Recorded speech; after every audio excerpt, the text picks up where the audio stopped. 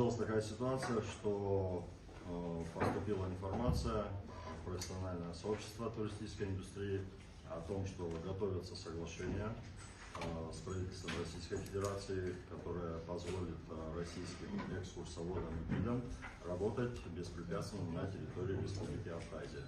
С чем категорически все профессиональное сообщество не согласно. И из-за этого... Вы слышали, как слышали?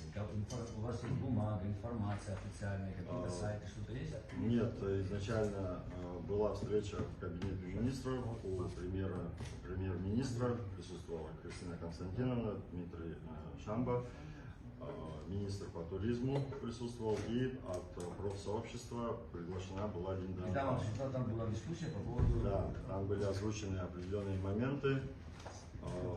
Вот это вот соглашение о том, что планируется, как изначально нам было сообщено, что изменения в законодательстве Республики Абхазия.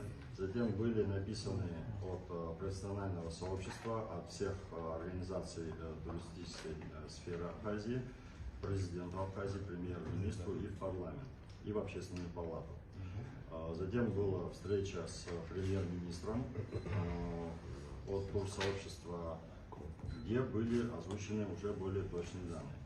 Премьер-министр озвучил, что в законодательство Республики Абхазия не будут вноситься, не планируется внесение никаких изменений в этой части, но рассматриваются варианты различных соглашений, где будут какие-либо послабления